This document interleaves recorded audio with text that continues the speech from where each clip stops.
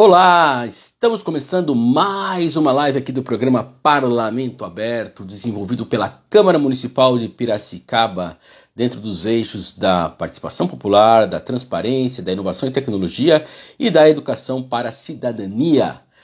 Olá, você que está aqui chegando para a gente começar esse bate-papo. Vamos falar hoje com o terapeuta holístico Augênio Neres da Silva. É isso aí. Falaremos sobre intervenção terapêutica quando é preciso.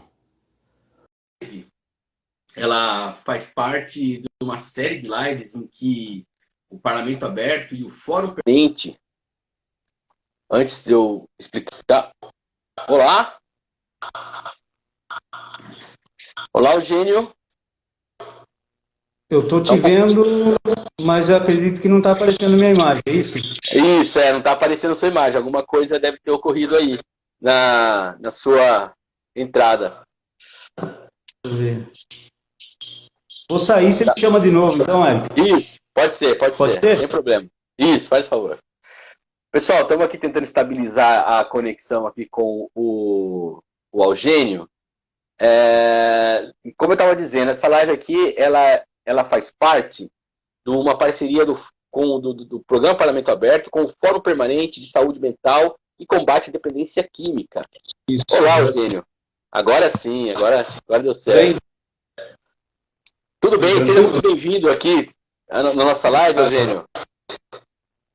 Bom, eu estava explicando aqui, né, que essa live, como as outras três que já fizemos essa semana, segunda, terça e quarta, hoje a quarta live, nessa quinta-feira, dentro de uma parceria aí do Parlamento Aberto com o Fórum Permanente de Saúde Mental e Combate à Dependência Química, que é coordenado na Câmara pelos vereadores Gustavo Pompeu e Pedro Kawai. Mas essa live especificamente, quem está nos ajudando na produção é o gabinete do vereador Gustavo Pompeu. Aproveito aqui para mandar aquele abraço para o meu querido amigo Robson Job, que tem ajudado aí a fazer todos os contatos. E, Augênio, antes de mais nada, seja bem-vindo aqui à nossa live. Muito prazer em falar com você nessa manhã, nesse finalzinho de manhã de quinta-feira. Seja bem-vindo. Obrigado, Eric. Obrigado pelo convite. É uma satisfação imensa poder estar aqui falando, uma responsabilidade também. Estou um pouco nervoso, mas flui, sabe? Queria também agradecer ao Gustavo Pompeu pelo convite e parabenizar ele pela iniciativa que ele teve. Eu não sei se fica bom eu falar sem o fone, dá para ouvir bem? Eu estou ouvindo bem. Tá. Aí o pessoal vai se manifestar. Né? Sem o fone, ele fica uma fala um pouco mais, não tão direcionada. Você coloca o fone, ela direciona mais. Acaba ficando um pouco mais nítido para entender. Se você puder colocar o fone, eu acho melhor. Eu prefiro sem. Tudo bem? Eu vou falando devagarzinho. Eu prefiro sem. Então, beleza. Fique à vontade. Tá? Então, assim, eu queria de antemão agradecer o Gustavo Pompeu pelo convite, parabenizar ele pela iniciativa também. Percebo que foi assim uma atitude de muita coragem, né? Trazer pessoas de diferentes níveis de abordagem no âmbito da dependência química para falar. Eu acho isso muito necessário. Então, eu queria enfatizar muito isso, dar os parabéns para ele e agradecer também pela oportunidade que eu estou tendo e quero fazer jus a essa oportunidade, sabe? Perfeito, Eugênio. Muito obrigado pela sua atenção, pela sua disponibilidade. Fique à vontade, sinta-se à vontade. Aqui sempre a gente faz... o meu objetivo aqui é deixar os entrevistados sempre muito tranquilos para falar o que eles melhor têm a dizer. E aqui, pessoal, diferente de outras lives, a gente combinou com o Eugênio, ele prefere dessa maneira e eu acho bacana a gente respeitar porque é a forma dele apresentar. Então a gente vai fazer tipo uma palestra, uns 20, 25 minutos aí, uma palestra do Eugênio. E aí vocês que estiverem acompanhando aqui a nossa live, vocês podem já colocar perguntas, sugestões, fiquem à vontade aqui, tem tanto nos comentários aqui vocês podem fazer, quanto também na caixinha de perguntas aí que está no Instagram. Então, Eugênio, o espaço é seu, fique à vontade. Obrigado, viu, Eric? Obrigado mesmo pela oportunidade. Na verdade, eu pedi para poder ter um tempo para falar, porque eu tenho acompanhado desde o início as lives que estão sendo feitas, aliás, muito bem. Parabéns a todos que disseram aí. Eu acompanhei o Fidelis, acompanhei a primeira que teve a Vandréia e a secretária de Desenvolvimento Social. Tenho aprendido bastante também, percebo que cada vez mais a necessidade da gente discutir esse assunto, sabe? E por que eu pedi para falar assim algumas coisas antes? Eu penso que no meu trabalho, eu trabalho com dependência química há mais de 10 anos, sabe? E quando eu comecei a trabalhar com isso, eu sempre percebi uma lacuna, né? Uma falta de conhecimento mesmo, sabe? Na área de dependência química, sabe? Muita coisa sendo dita, sabe? Muitas inverdades sendo ditas, muitas pessoas passando por dificuldade, e eu pensei, poxa, por que não contribuir? Por que não contribuir? Eu lembro da Vandréia, não, acho que é secretária de Desenvolvimento Social, numa fala dela, ela disse que às vezes acontece de uma mãe ir com o filho e a mala lá na porta da secretaria para internar ele, né? E isso eu acredito que provoca em mim assim, uma reflexão. Por que isso acontece? O que leva uma pessoa a tomar uma atitude dessa, né? Outra questão também que às vezes eu penso que dentro do meu trabalho acontece muito também, de um pai que quer internar um filho que tem 18 anos e ele descobriu que o filho está fumando maconha. E aí ele quer internar o filho. O que leva ele a chegar a essa conclusão? E a gente está falando muito sobre prevenção, né? Que é o melhor caminho que a gente tem para ajudar as pessoas, é o mais barato, é o mais viável, seria a prevenção. Por isso que eu queria falar bastante disso, ou falar um pouco disso, porque eu penso que essa oportunidade que nós estamos tendo através do parlamento, ela é única, assim, sabe? De ajudar com que as informações cheguem. Porque no meu conceito, ou melhor, no conceito até da Organização Mundial da Saúde sobre o que é prevenção, qual o melhor método de prevenção, a gente percebe que é a informação, sabe? Então, assim, se nós formos observar por que essas coisas acontecem, o que falta para que as pessoas compreendam, qual que é o melhor método para ajudar até quem é um pai que tem medo que o filho venha experimentar droga? Seria a informação, prevenção no sentido de informação. Então, por isso que eu, de novo, parabenizo o Gustavo Pompeu, pela iniciativa, né, o Kawai também, porque é, sim, uma grande oportunidade da gente falar a respeito e fazer com que essa informação chegue em quem precisa chegar. Porque eu acho que essas lives, esse mês de discussão em relação à dependência química, na minha cabeça isso só faz sentido, Eric, se tiver esse objetivo, de atingir essas pessoas, de ajudar essas pessoas, porque é para isso que tem essas discussões, né? Para que a gente amplie políticas públicas, para que a gente melhore o serviço e também para que as pessoas entendam o que é. Porque esse é o melhor método de prevenção. Então, eu queria falar um pouco sobre isso, pensando, por exemplo, eu quero falar de algumas situações práticas para que a gente possa, de alguma forma, ajudar as pessoas que vão acompanhar essa live. Por exemplo, é comum, partindo dessa linha, desse princípio de que o melhor método de prevenção é a informação, eu vejo, por exemplo, coisas que acontecem dentro do meu trabalho. Eu vou fazer uma abordagem com uma pessoa que está... Vou fazer uma entrevista, né, de terapêutica com a pessoa. Aí eu pergunto, que droga que você usa? Ele vai responder para mim, não uso droga, eu bebo cerveja, eu tomo pinga. Aí também isso me remete à fala do Gustavo, logo no início, na abertura das lives, aí, que ele falou que, na opinião dele, o álcool é a pior das drogas. E a Andréia também concordou com isso, e eu também concordo com isso. Só que percebe que essa informação de que o álcool é droga parece uma coisa óbvia, mas para muita gente não é. As pessoas tratam o álcool como... O fato dela ser lícita faz com que as pessoas tratem ela como algo rotineiro. E veja, esse discurso que eu estou dizendo, isso que eu estou falando, não tem a ver com demonizar quem bebe, até porque também o Fidelis falou muito bem a respeito disso, de que as pessoas se drogam desde que o mundo é mundo, né?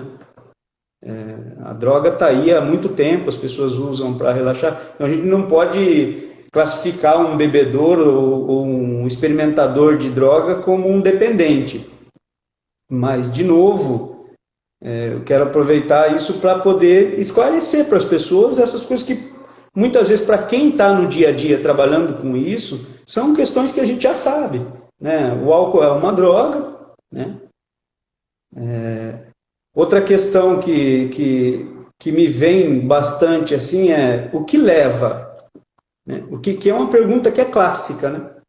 Eu vi também nessas lives uma discussão sobre a doença. É uma doença biopsicossocial. A gente fala muito isso, né? Uma doença biopsicossocial. Quem é essa doença? As pessoas entendem ela? Acreditam nela? De fato?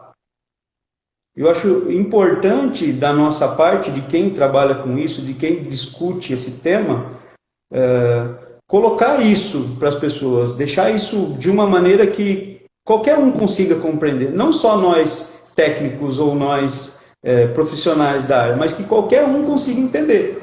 Então eu quero muito fazer isso aqui, sabe? Fazer esse papel aqui. Por exemplo, biopsicossocial, o bio quer dizer que a pessoa é compulsiva, existe algo no dependente, né? Primeiro vamos ver quem é o dependente. Bio, existe algo no organismo que faz com que a pessoa queira muito droga, não consiga controlar o uso de droga. Psico é a obsessão, são pessoas obsessivas, esse é o dependente, né? Ele é compulsivo, ele é obsessivo e ele fica isolado, ele não consegue se socializar, ele tem dificuldade com relacionamentos. Esse é o aspecto social da doença. Então, eu acho que essa informação também é importante da gente passar para as pessoas de um jeito que elas consigam compreender. E aí tem uma outra questão que eu acho importante dizer. Todo usuário, todo experimentador é um dependente? Não. E como faz para saber? E quem é que vai dizer isso? O que vai demonstrar que essa pessoa é um dependente? Porque nas classificações que a gente tem sobre dependentes químicos, sobre usuários de drogas, você vai ver lá o usuário ocasional, usuário eventual, aquele que tem problema de vez em quando, e tem o dependente. Só que o dependente um dia foi um usuário ocasional. Ele não se tornou dependente do dia para a noite, é um processo. E muitas vezes a pessoa está evoluindo nesse processo e não consegue perceber. E como é que ela vai saber se ela é? Através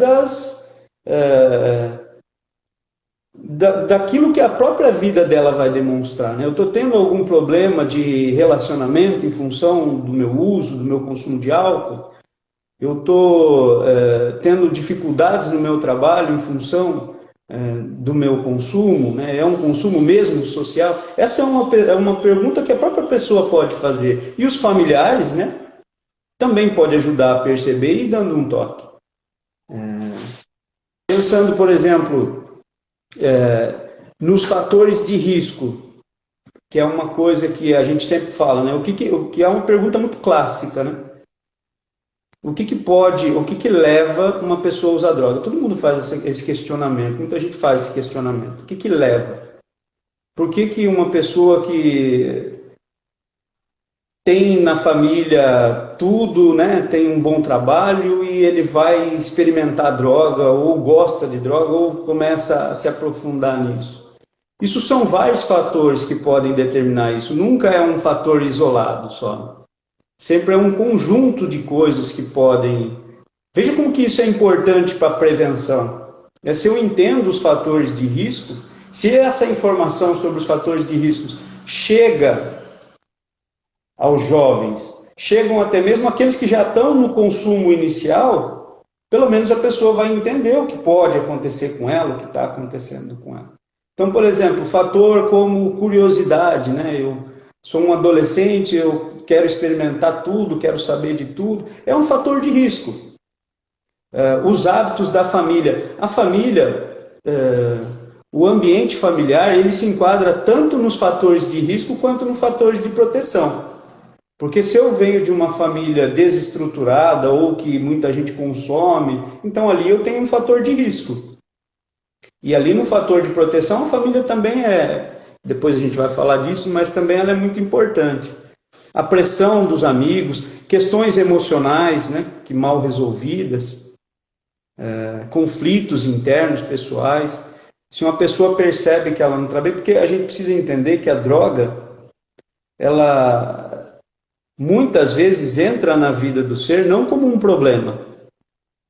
Ela entra muitas vezes como uma solução. Uma pessoa que tem algum problema de autoestima, né, de insegurança, e a droga entra como algo legal. Veja, eu não estou defendendo o uso, estou dizendo o que é. E a abordagem que eu sinto é a mais correta e que precisa chegar é essa, de dizer, olha, a droga é prazeroso, é gostoso, ela te tira de uma sensação, né? E por outro lado, também não adianta a gente querer amedrontar as pessoas, né? Dizer, olha, você pode virar um usuário de rua, mas a gente tem que esclarecer, né? Colocar esses assuntos para serem conversados, falados, discutidos, para tirar aqueles mitos, né, de que, olha, o usuário é um bandido, é sem vergonha, não tem caráter, cabeça fraca. Então, tendo esse conhecimento, por exemplo, uma pessoa hoje que comete um crime em função do uso de droga, ele é tratado como um bandido. E se a gente vai falar disso, muitas vezes nós somos taxados de estar passando a mão na cabeça, ser muito mimimi, que você fica aí... E na verdade não é isso, é entender o porquê daquilo, né? O que leva aquela pessoa a chegar àquela condição.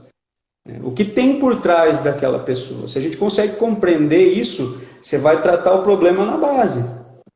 Antes ou até mesmo depois que ele cometeu, e ele não tem que... Um dependente que comete crime não tem que ser aliviado por aquilo que ele fez. Ele vai pagar por aquilo. Mas é importante que a gente entenda que aquilo é motivado por um problema, né? E outros fatores de riscos, as associações culturais, né? Nós estamos inseridos numa sociedade que, de certa forma, incentiva, né, o uso. Se a gente for ver as propagandas de TV... que associam bebida a esporte, a coisa bonita. E eu não estou aqui querendo revolucionar nada, é apenas um fato e que a gente também, do outro lado da ponta, tem que falar o que é. Né? É verdade, ela proporciona prazer, mas tem alguns casos que, por mais que seja que os dependentes, os que vão ter problema, sejam uma minoria, porque é uma minoria, mas a gente tem que falar disso, a gente tem que mostrar isso para as pessoas, porque a gente associa. Bebida, a coisa bonita, só prazer, só coisa legal. E se a gente for fazer uma análise profunda sobre o álcool, por exemplo, a gente vai ver acidente de trânsito, violência doméstica, o que tem por trás de tudo isso. Isso não é tão falado, né? Então, por isso que quero falar disso também aqui, sabe? Reforçar isso para que a gente possa... ajudar mesmo as pessoas, sabe? Deixa eu ver o que eu tenho mais aqui.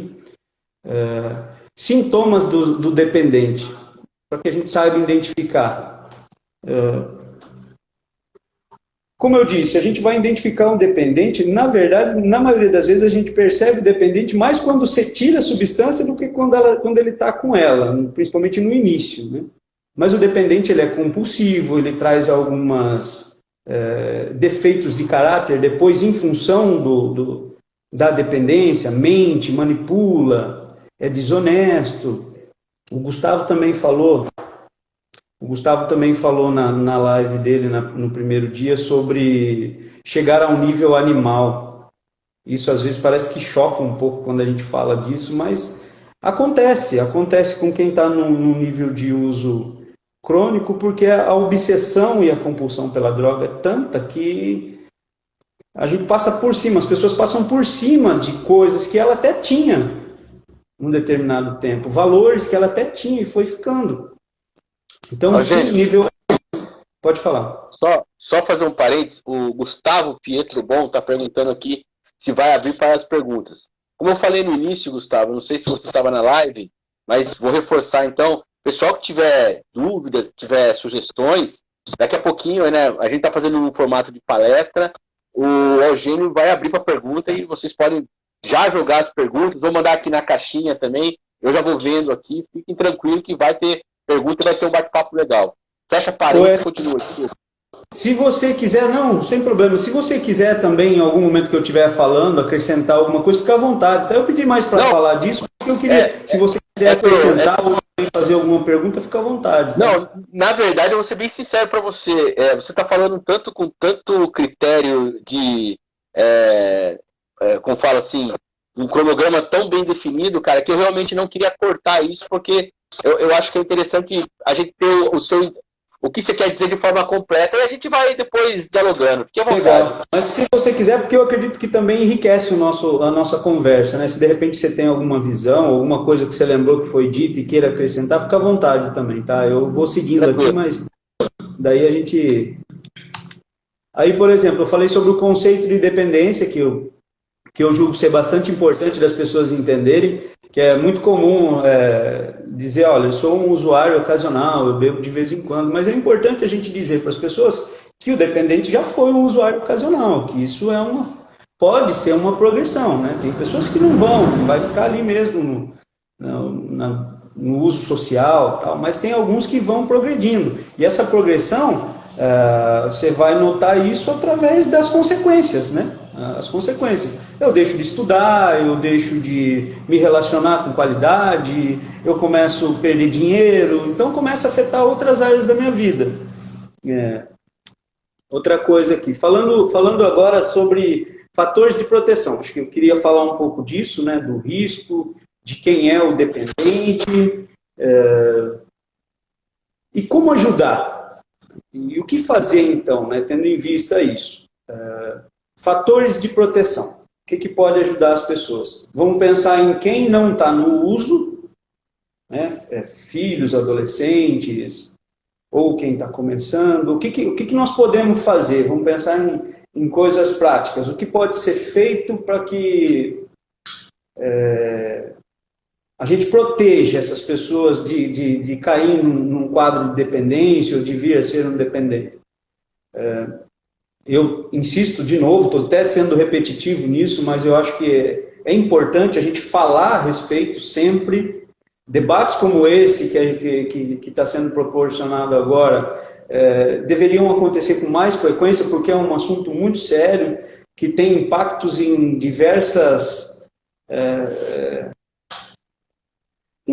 áreas da sociedade, né, tem impacto esse problema da dependência química. Então, não esgotar esse assunto, sempre conversar a respeito, questionar, perguntar, não precisa ficar com essa verdade que eu estou dizendo, colocar pessoas com pensamentos diferentes, mas sem disputa, sabe, Eric? Eu penso muito nisso. Parece até uma coisa meio utópica, assim, mas eu de verdade, pensando em quem tem o problema, em quem vive isso, que é quem eu tenho mais contato, eu sempre penso nisso. Acho que a gente, às vezes, quem está no trabalho, discute muito, briga muito, questiona muito o que o outro está fazendo, e às vezes eu acho que a gente poderia sentar mais, conversar, dialogar, tentar entender o que o outro faz dessa forma e o outro faz daquela, e unir mais as forças, sabe? Para poder chegar na ponta da linha lá, né? Em quem está com o problema. E insisto nisso, que eu acho que a informação é a melhor das formas de prevenção. Depois, o vínculo. Eu faço um trabalho também com criança e adolescente no CRAS lá de Saltinho e com as famílias de lá. E eu percebo que é isso, né? Não tem nem nada a ver com droga diretamente, mas o fortalecimento de vínculo, vínculo familiar, vínculo social, e familiar quer dizer quem está cuidando, né? De uma maneira bem simples. Familiar não necessariamente pai e mãe, família é quem está no convívio. Fortalecer essa relação. E como que fortalece relação? Porque falar de fortalecer vínculo, o que seria fortalecer vínculo? Conversar. Conversar e saber ouvir, que é um outro problema que eu sinto que falta muito, não só para quem trabalha, mas para a sociedade no geral, ainda mais com esse advento agora de celular, tá cada um com a cabeça baixa, ali vendo o seu universo pessoal, e as pessoas não se ouvem. A gente não para escutar, né? Nesse trabalho eu noto, no dia a dia do meu trabalho especificamente, a importância que é saber ouvir, sabe? Entender. Porque nós estamos aqui falando de um problema da dependência química. Opa, deu uma travadinha aqui. Tava indo tão bem. Pessoal, nós tivemos uma pequena travadinha aqui. Eu acredito que seja a internet lá do Eugênio, porque o meu... Vocês conseguem me ouvir ainda? Me parece que é mais do lado dele lá, né? Eugênio, se você estiver me ouvindo, isso, por favor, entra novamente, a gente já chama você e a gente já continua essa conversa aqui, ó. Estou aqui convidando novamente o Eugênio, tá muito legal esse papo, tá muito bacana. Estou vendo que vocês já estão enviando algumas perguntas. Eugênio, eu acho que deu uma caidinha aqui. Tranquilo. Pode continuar o raciocínio de onde você estava aí. E já vou falando para você, cara. Tá aparecendo várias perguntas aqui. Vai ser bem legal o nosso bate-papo aí. Que bom, eu já vou concluir, tá? Minha linha de raciocínio, para não estender muito. Mas é isso, os vínculos, né? Saber ouvir, saber escutar as pessoas, poder dizer, falar de sentimento, sabe? Falar de sentimento com os filhos, com a esposa, especialmente com filhos, pensando em criança e adolescente, ouvir o que eles querem, né? Eu estava dizendo sobre, às vezes, a gente traçar um padrão. As pessoas não são padronizadas, o ser humano é único, e se a gente não consegue ouvir as demandas que eles trazem, a gente vai ficar pondo pessoas dentro de caixinhas, né? Então é importante, nesse trabalho, quem está vivendo, passando por isso, como eu citei lá o exemplo do pai que queria internar um filho com 18 anos, né? Por que? Eu fiz essa reflexão de início. Por que ele queria internar? De repente, na minha cabeça, é porque ele vinha de uma cultura extremamente rígida e que aquilo não era permitido. Mas aí a conversa com ele é a seguinte: olha só, senta com ele, experimenta conversar com seu filho um pouco, tenta entender o que está acontecendo. A internação não é o único recurso, né? Fala de amor com ele.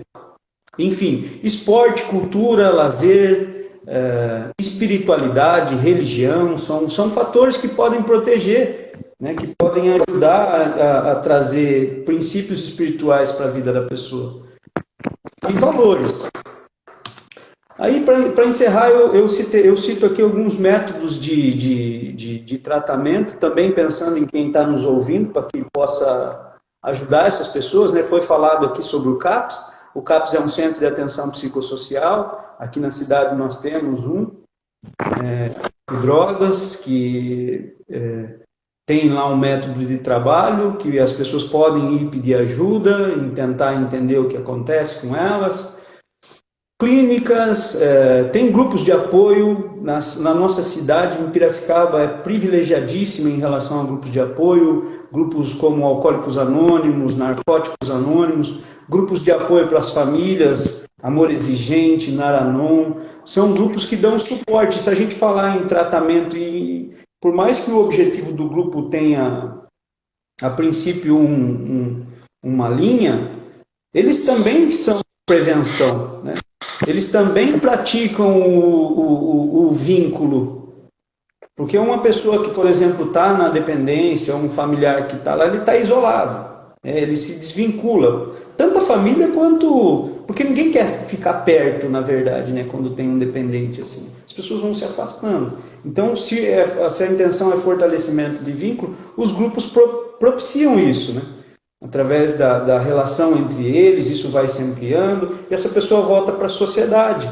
Ela começa a fortalecer o vínculo dentro do grupo no trabalho na sociedade, e isso vão se ampliando. Então, acho muito importante a gente falar disso aqui, sabe, de que nós temos também grupos de apoio que auxiliam muito. O Amor Exigente, por exemplo, que é um grupo de apoio para familiar, não é só relacionado à metodologia que eles usam para ajudar famílias, não tem relação só com quem tem problema com álcool e drogas. Ele é um grupo, eu não estou falando aqui em nome, até não sou, mas a metodologia que é usada lá é uma metodologia que ajuda na educação de um filho, né? Que fala de amor, fala de responsabilidade, fala de disciplina, que também é uma forma de... Mas é isso, Eric, eu tinha mais coisas, mas vamos nas perguntas aí, porque eu acho que enriquece mais também, vamos ver o que o pessoal está pensando. Eu fiz questão de falar disso, porque eu acho isso de suma importância. Eu tenho um compromisso dentro desse meu trabalho de que é pensar sempre nessas pessoas, sabe? E por isso que eu pedi para ter essa fala. Perfeito. Eu vou colocar o óculos, cara, porque agora tem que ler as perguntas.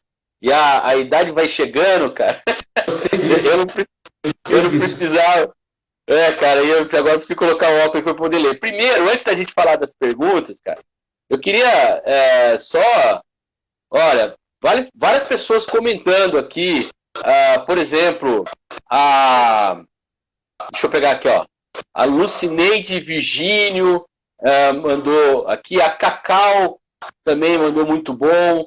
O John Duarte, concordo plenamente, o diálogo dentro de casa com os pais para os jovens é muito essencial. A Paula Pietrobon também está aqui concordando com o que você está dizendo. O Robson Job mandou um joinha aqui para nós. O Gustavo Pietrobon também mandou aqui informações. A Lê Santin, várias pessoas aqui, ó, participando, mandando informações. O Luiz Radir mandando aqui, ó, mais importante para quem é usuário de qualquer droga é o apoio primeiramente da família e depois dos amigos. Muito bacana. O Gustavo Pietrobon mandou aqui, ó, eu concordo e discordo. Gostei, viu, Gustavo? Bacana a sua participação. A Cacau também, como eu já falei. Enfim, várias pessoas mandando aqui, parabenizando pela sua fala, interagindo aqui com a gente. E agora eu vou começar a fazer as perguntas aqui que chegaram nas caixinhas Primeiro, o John Duarte, ele faz aqui duas perguntas, ó. Como inserir um debate dentro de casa com mais frequência, de forma mais leve a ser conversada, pois é um assunto que é pouco dito ainda na sociedade e no meio familiar? Essa é uma pergunta. Então, como ajudar aí a forma mais leve de conversar dentro de casa? E depois ele pergunta, como ajudar o indivíduo a ver que experimentar uma droga é algo prejudicial a ele mesmo, pois pode acarretar uma dependência. Como ajudar a ele ver isso? Então, essas duas perguntas que o Joe coloca. E eu vou fazer uma terceira que já tem aqui, que é do Gustavo Pietrobon. Ele diz assim, ó, como fazer para ajudar uma pessoa com mais de 20 anos de ativa quando a família não quer interferir em tratamento compulsório? Eu acho que quando ele fala de mais de 20 anos de ativa, quer dizer com mais de 20 anos de uso de drogas, né? Acredito que seja isso. Essas três perguntas que chegaram aqui, que eu acho bacana a gente... E está muito dentro da sua fala, né? Sim. A primeira é sobre o diálogo. Como incluir um diálogo dentro de casa, cara? Assim, ó, eu não tenho uma receita de bolo, sabe, para esse tipo de situação. Eu acho que a gente tem que sentir o momento, trazer à tona a discussão. Eu acho que essa, especial dos pais, os pais têm essa responsabilidade, sabe? Os pais, os responsáveis, quem convive, né, fala de pais, falando de quem cuida ali, tem que ter essa responsabilidade, porque assim, ó, eu sou pai, eu tenho 3 filhos, meus filhos são adolescentes e eles estão aí, eles vão na escola, então essa história de simplesmente reprimir é complicado. A ideia é conversar mesmo, é trazer para a discussão, olha, como é que tá? Quem são seus amigos? como que você se sente? Falar de sentimento eu acho muito importante, sabe? Sentar, desligar o celular na hora da janta, isso não é um discurso moralista, sabe? Eu acho que nos tempos de hoje isso é importante, porque como é que eu vou saber se o meu filho está bem? Se a gente entende que os fatores de risco para que uma pessoa se torne independente tem lá fator emocional, né? Como é que eu vou prevenir isso? Sabendo do sentimento dele, perguntando para ele como é que foi seu dia hoje na aula. Aconteceu alguma coisa com você? Você está bem? Eu acho que é simples assim, sabe? Eu não tenho condição de dar uma receita assim prática, porque isso tem a ver com o tipo da família, com o momento, mas de suma importância que seja feito. E muitas vezes até, se esse diálogo, se essa conversa não partir dos pais, que parta do jovem, que parta de quem tem essa percepção de que é necessária a conversa. Porque é por aí mesmo, o caminho é pelo diálogo. Qual que é a segunda? Já esqueci. A segunda pergunta é aqui. Como ajudar o indivíduo a ver que experimentar uma droga é algo prejudicial a ele mesmo e que pode acarretar uma dependência? Como ajudar a ele ver isso?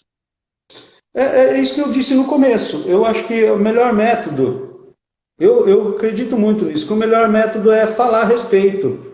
Não é nem impor, dizer, olha, não use. Porque, veja, eu vou fazer um exercício pessoal aqui, de quando eu me lembro lá atrás de como era feita a prevenção através do amedrontamento, sabe? Então era um negócio assim, de olha, não use drogas, drogas mata, faz mal para a saúde. Ou pegar uma foto de um cara que era bonito e depois ficou feio, olha como você vai ficar, isso assusta. Tá, beleza. Então, a princípio, você fica assustado com aquilo. Mas aí você pensa, enquanto jovem, você vai se relacionando com os amigos, aí você vê o cara mais popular da sua escola, um adolescente, um amigo mais popular da escola que fuma um baseado e se relaciona com as menininhas e é o cara mais atraente lá do grupo. Pô, meu pai não tá com nada. Meu pai não tá com nada. Então, eu penso que o caminho correto seria colocar as cartas na mesa de uma maneira clara. E até porque, Eric, eu penso assim, ó, a adolescência de hoje, eu tenho 47 anos, tá? Os adolescentes de hoje são melhores, é uma geração melhor, assim, no nível de possibilidade de conhecimento e entendimento das coisas. Até pelo advento da internet, sabe? Eles têm facilidade maior de compreender as coisas. Então, eu acho que o melhor caminho é esse, é você jogar limpo, dizer, olha, droga dá prazer. Se não desse prazer, as pessoas não usariam, né? Ela é gostosa, ela dá sensações boas. Eu acho que o caminho é por aí. Porém, existem algumas pessoas que vão se tornar dependentes, e aí isso pode ocasionar nisso. Eu acho que o caminho é esse. Eu acho interessante que você está colocando uma coisa que é muito comum na relação, até não só entre pai e filho, mas pessoas mais velhas com pessoas mais novas, que é a pessoa subestimar a capacidade do outro de entendimento. Eu acho que isso é um erro muito, muito grave que nós temos, né? A gente acaba subestimando que o outro, ele é como você, ele pode ter a compreensão que você tem ou além, né? Então, assim, eu acho. Você não subestimar é importante. E aí tem aqui a pergunta do Gustavo também, como fazer para ajudar uma pessoa com mais de 20 anos de ativa, eu acredito que ele está dizendo com mais de 20 anos de uso de droga, quando a família não quer interferir num tratamento compulsório. E aqui ele está colocando uma coisa que é muito dividida dentro de questão de tratamento, né? Sobre questão de tratamento compulsório, como que você vê isso? Primeiro a gente precisa também, como forma de esclarecimento para as pessoas, ajudar a entender quais são os métodos de internação. Então, tem internação voluntária e internação compulsória. Seria através de um juiz, né? O juiz vai lá e determina. E quando é que as pessoas vão conseguir esse tipo de internação? Quando ela perceber que a família que ele está se colocando em risco está colocando alguém em risco. E aí você vai através do meio judicial e tenta provar isso para o juiz lá, que olha, eu preciso que tenha uma interferência ali porque o negócio está grave. Então, aí como fazer, né? Eu acho que esse é o grande dilema, porque assim, a gente não tem resposta pronta para tudo. Por isso que eu falo sempre em ouvir, em discutir, sabe? tentar entender o porquê que a família não quer, por que a família não quer. Tentar escutar o cara também, por que ele não quer. E depois definir um plano de ação. Por isso que esse trabalho nosso ele tem muito de escuta, de entender as dinâmicas. É difícil a gente dar um direcionamento assim, de uma forma aberta, né? Sem entender qual é a dinâmica, lá o porquê disso, quais são as possibilidades que a gente poderia ofertar para ele, porque tudo parte do indivíduo, né? Da relação, tanto da família quanto do indivíduo, para que a gente possa dar um direcionamento mais correto.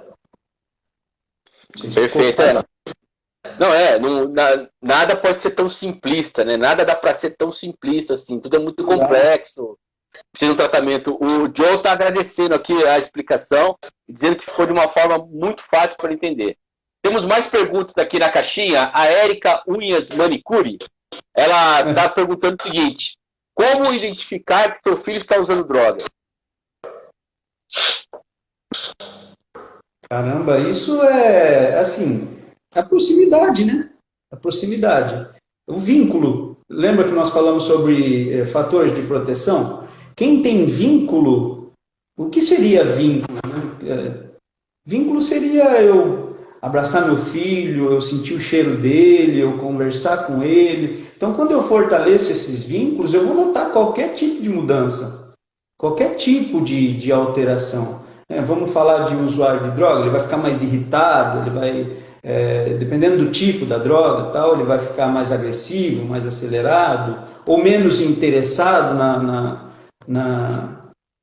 em se socializar. Então, acho que o caminho seria esse, o vínculo, a proximidade, a conversa, e aí eu acho que isso você vai chegar na conclusão. A Cacau, ela está perguntando aqui, ó, como evitar ou reduzir o uso? Como fazer para tentar evitar o uso de droga e também reduzir caso a pessoa esteja entrando, né, num estágio aí de dependência e de problemas acarretados por isso? Então, como evitar? Evitar não ir, não fazer, né? Escolher, tomar decisões. De novo, sendo repetitivo, mas o porquê da informação? Porque quando você tem conhecimento, isso te dá a possibilidade de escolha. Né? É quando eu sei o que é um e eu sei o que é outro, quando eu estiver numa situação de sinuca de bico, eu posso decidir o que eu quero para mim. Essa é a ideia, né? Então, peraí, isso aqui é bom, mais, isso aqui é bom, mais. Então eu vou por aqui, aí eu decido. A questão de reduzir, eu acho que é um trabalho que normalmente, esse trabalho de redução de danos pode ser feito com um profissional, com acompanhamento, de acordo. Eu sempre penso o seguinte, dentro do meu trabalho, a nossa proposta de trabalho enquanto terapeuta, ou onde eu atuo, é sempre assim, a dependência, ou o uso, ou o hábito, você nunca simplesmente para. E está aí mais um grande desafio para quem trabalha com dependência química, que eu noto. Porque você simplesmente, por exemplo, pega um cara e põe ele dentro da clínica, deixa ele lá 9 meses dentro da clínica. Ele fica lá, ele fica limpo, ele para de usar droga, tá, o cara de uso de 20 anos, que nem o rapaz aí perguntou, o Gustavo perguntou. Aí esse cara fica limpo, veja, ele passou 20 anos naquele lugar, fazendo aquelas coisas daquele mesmo jeito. Tudo que ele sabia da vida estava relacionado àquilo. Aí você deixa ele 9 meses dentro de uma clínica e bota ele na sociedade. Tudo que ele fazia estava relacionado àquilo. Então, é um grande desafio propor novas possibilidades. Né? O que eu vou fazer no lugar de ir no bar? O que eu vou fazer no lugar de ir na biqueira? O que eu vou fazer no lugar de usar droga? Quais os novos hábitos? Quais a nova forma de viver? Então, dentro do trabalho, nós precisamos pensar muito nisso, sabe? Dar essa possibilidade de outras coisas no lugar, sabe? Mostrar que tem outras formas de prazer além daquela que você conhecia, que talvez não seja tão intensa, mas é prazerosa tanto quanto. Então, acho que é isso, o caminho é por aí.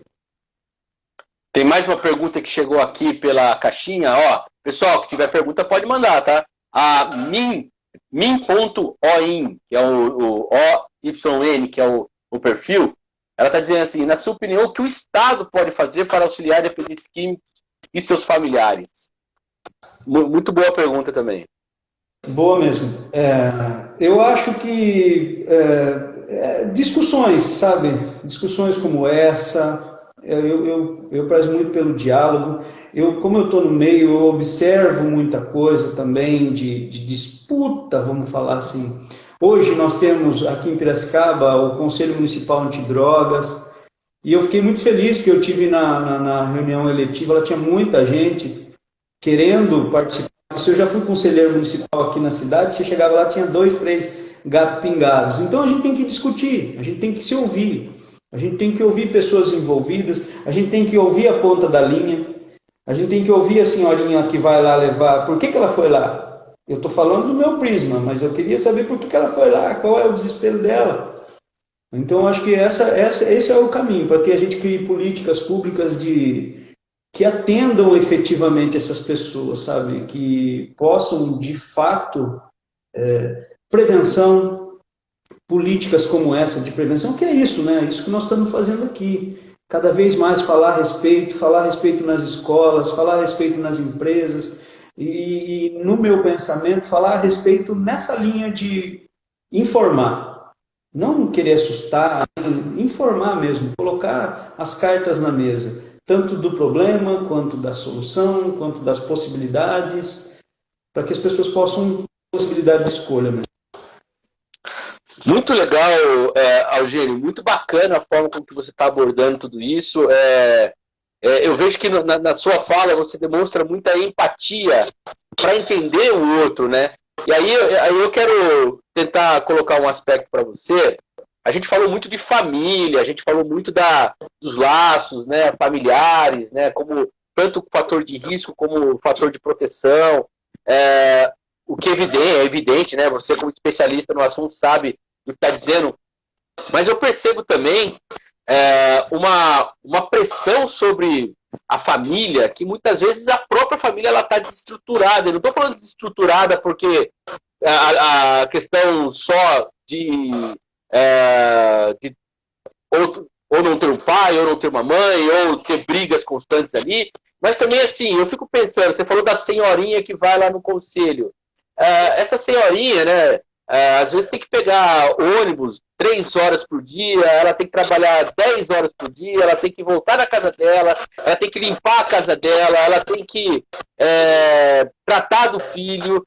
E aí, às vezes, a gente acaba jogando na costa desta pessoa ainda uma obrigação de dizer o seguinte, ó, se seu filho está usando droga, a culpa é sua. Então, o que eu quero dizer assim, a gente também tem que tomar um pouco... A gente tem que também conversar sobre a qualidade de vida. E quando eu falo qualidade de vida, está relacionado à qualidade do trabalho, das condições de transporte, das condições de alimentação, né? Queria que você falasse um pouquinho disso também. Cara, perfeito, é isso mesmo. É isso. Eu não tenho uma resposta pronta e longe de ter essa pretensão, mas essa é a reflexão que a gente precisa fazer enquanto sociedade, sabe? O que nós vamos fazer? Nós vamos cobrar da senhorinha que ela tenha uma atitude positiva, né? Nós não vamos proporcionar, não vamos dar a ela possibilidade, condições para que ela possa lidar com isso. Né? Eu fiz estágio de 1 ano no CAPS, no AD, e eu cansei de ver situações assim, de uma senhora, por exemplo, de 80 anos, que eu lembro exatamente a cena dela ir lá, que tinha um filho de 40 e poucos anos, que estava quebrando tudo, e que ela queria que alguém tomasse alguma providência, porque senão ela ia morrer, e ela não tinha condições culturais para lidar com isso. Então, eu sinceramente é política, né? É política, vamos falar assim, dar possibilidade para as pessoas, é educação, é formação, é fazer com que a sociedade discuta cada vez mais. Esse assunto é muito espinhoso, por isso que, de novo, não é puxação de saco, não é demagogia. Eu quero dar os parabéns pela iniciativa, eu acho que isso tem que ser cada vez mais discutido, cada vez mais levantado dessa maneira. Ninguém quer comprar essa briga, talvez não dê voto, eu não sou do meio, não vou saber dizer. mas o que eu sei é que a gente precisa sentar, as pessoas precisam discutir. Estou feliz pelo fato de que o Comad está cheio, né, porque espero que dali surjam políticas que possam, de fato, contribuir para as pessoas, né, de fato, para essas pessoas aí que sofrem com a dependência e isso possa mudar, né, porque é isso mesmo. Perfeito. Ó, temos outras falas aqui. O Joe Duarte, ele mandou uma mensagem que eu achei muito, muito bacana aqui. Joe, muito obrigado pela mensagem. Ele falou assim, ó, fico feliz em saber que está tendo mais debates e palestras sobre dependência química com ótimos profissionais no assunto, pois fica mais fácil de solucionar dúvidas sobre um assunto que é pouco falado. E aí ele está mandando parabéns. Joe, muito obrigado pela mensagem. Realmente, estou ouvindo aqui o Eugênio, está sendo uma aula, viu, Eugênio? Muito obrigado pelas suas informações. Aí o Júnior Camargo, ele está perguntando assim, Eugênio, se você fosse indicar um tratamento, que tipo de tratamento você indicaria? É difícil, é difícil. Como que é o nome dele? Júnior? É o Júnior Camargo. Júnior, é difícil, é como eu disse, tudo tem a ver com escuta, né? Tem a ver com escuta, tem a ver com entendimento. Aliás, esse é o meu trabalho. Eu citei o exemplo que aconteceu recentemente comigo, de um pai de um menino que tinha acabado de... Ele queria internar, ele estava decidido a internar o filho dele. E o meu papel é esse, é escutar, ouvir, entender. Veja, eu trabalho em clínica. Eu sou um profissional que atua em clínica. E poderia muito bem fechar a internação, trazer ele para dentro da clínica e está tudo certo. Por isso que eu gosto de discutir o assunto, por isso que eu quero que a gente não perca essa linha, sabe, de quem são essas pessoas, da empatia que você disse. Para quem trabalha com isso, esse é o caminho, é a empatia. Então eu tento entender quem é, que situação é essa. Não tem como a gente classificar, ó, eu vou indicar isso para você, isso para você. Depende. Eu conheço alguns métodos de trabalho, alguns a gente indica o CAPS, alguns a gente indica os grupos de apoio, alguns a gente indica sim a internação. Nesse caso, por exemplo, eu disse para o pai dele, olha, abraça seu filho, conversa com ele, tenta entender o que está acontecendo. Você acabou de descobrir isso, né? Se reaproxima dele. Também você não vai tentar ser um excelente pai do dia para a noite. Vai tentando uma aproximação, de repente isso muda. E trouxe ele para perto. E aí a gente também vai ajudando o pai a criar essa relação, sabe? Mas não tem como definir assim, olha, eu indico isso, eu faço isso. Depende da situação, depende da pessoa. Porque também tem o que a pessoa quer. Não é o que eu penso só, é o que você quer. Eu quero isso, eu penso assim, eu penso assado, talvez isso dê certo. E aí você vai. Nesse trabalho que a gente exerce, dois princípios eu julgo ser fundamental. O primeiro deles é a empatia, que você citou aí, e o segundo a confiança. Confiança, você precisa estabelecer. Talvez, né, nós estamos falando muito sobre vínculo aqui. Eu trabalho com criança e adolescente também, e eu noto assim que como muitas vezes eles chegam arredio, assustado, distanciado, por questões. Você trabalha no caso com criança em situação de vulnerabilidade social e eu muitas vezes nem sei o que aconteceu na vida delas, mas eu já noto ali que tem alguma coisa. Então eles chegam arredio. Percebe a importância de eu fazer um exercício de empatia e de estabelecer um laço? A busca de estabelecer um laço de confiança, onde a partir desse laço eu possa tentar dar alguma contribuição ou mudar alguma questão ali, porque o caminho é por aí, a escuta, se conectar com o outro, que eu acho que isso é fundamental para quem trabalha com gente, né? Para quem trabalha com pessoas, com ser humano, precisa tentar se conectar com o outro. Perfeito. Olha, o Gustavo Pietrobon está fazendo uma outra pergunta aqui, que eu acho muito importante, que é como você vê a política de drogas municipal, estadual e federal, né?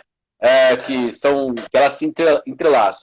E aqui, ontem nós estávamos conversando sobre isso, existe muito sobre o pretexto do que se chama de guerra às drogas, né? Muitas vezes a gente tem operações policiais em comunidades que vitimam inocentes. Nós tivemos recentemente aí a questão do Jacarezinho, 27 mortes. os laudos já estão mostrando de pessoas que foram atingidas pelas costas. É uma situação muito complicada. E aí eu quero fazer esse preâmbulo aqui, porque assim, eu vejo muito que na política, e aí você falou que você não é do meio, eu posso dizer ao contrário, eu sou desse meio, eu vejo que muitas vezes assim, essas ações, elas estão mais assim, ó, gente, nós estamos tentando fazer uma coisa contra as drogas, mas aqui existe um inimigo ali, né? Como que você vê essa situação a partir aí respondendo a pergunta do Gustavo, né? Dessa política que é tão agressiva e que muitas vezes não tem essa empatia que nós estamos tentando desenvolver aqui, né? Olha, eu para ser sincero, assim, eu sou um ser político porque eu estou inserido na política, eu tenho opiniões, eu não sou um cara preparado para falar extremamente sobre política, mas eu vou falar do meu ponto de vista, do meu jeito, tá? Por exemplo, eu acho que do governo federal surgiu algumas coisas bacanas em relação às comunidades terapêuticas, tá? Se abrindo um diálogo maior para as comunidades terapêuticas que muitas vezes eram vistas com um olhar preconceituoso e que também eu concordo, não é que eu concordo com o olhar preconceituoso, mas é que também algumas comunidades terapêuticas deram motivo para esse olhar, entende? Mas pelo menos agora está se abrindo mais um diálogo, a gente está conseguindo conversar mais, até para melhorar o serviço, entendeu? Eu acho que o caminho Só fazer um parênteses, cara, você consegue falar em um minutinho, porque daqui a pouco o nosso tempo termina aqui, tá? Só para cortar.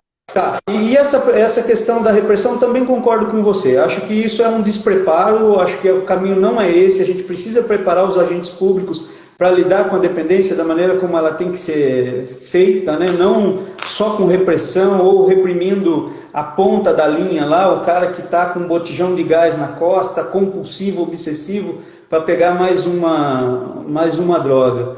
Não que ele não tenha que ser punido por aquilo que ele fez ou pagar por aquilo, mas a gente tem que ter um olhar de tratamento para essa pessoa também, porque senão a gente vai ficar entupindo a cadeia de pessoas que precisam de tratamento. Isso também é um custo para o Estado. Sim, é isso que eu penso, sabe? A gente precisa educar, informar todo mundo, informar as polícias, informar os professores. De novo, volta lá naquilo que eu falei no começo. A informação é o melhor caminho de prevenção. Perfeito, Eugênio. Infelizmente, nosso tempo a gente estava conversando, eu nem estava prestando atenção no tempo, cara. De repente eu vi aqui e falei, caramba. E o Instagram, ele termina com 1 hora, ele termina. Pessoal, eu queria agradecer a todo mundo que participou. O Joe mandou mais uma mensagem aqui, ó. Parabéns pelo profissionalismo. Está sendo uma palestra muito boa, tenho certeza que vai agregar conhecimento a muitas pessoas. E eu faço dele as minhas palavras também, viu, Eugênio? Muito boa a sua abordagem. A Cacau está colocando aqui sobre o governo federal, extermínio não é tratamento. Muito bom, Cacau. Gostei dessa maneira que você está colocando. De fato, você fazer um tipo de abordagem dessa não é o melhor tratamento. Eugênio, queria agradecer mais uma vez a você. Muito obrigado pela sua disponibilidade, pelo seu conhecimento, pela sua calma. Eu vou falar pra você falou que tem 47 anos, cara. Se eu fosse chutar, eu ia dar 30 pra você, cara. Nossa, eu ganhei meu dia. Ainda bem que isso vai ficar gravado. Vou mostrar pra minha esposa na hora que chegar em casa. Eu falei, caramba, que cara de novo. Mas muito obrigado aí, pessoal. Lembrando que amanhã a gente vai ter a nossa última live dentro aí dessa série de lives, junto com o Fórum de Saúde Mental e Combate à Dependência Química. Amanhã vamos falar aqui com os vereadores Gustavo Pompeu e também Pedro Kawai. E, olha, eu vou falar uma coisa.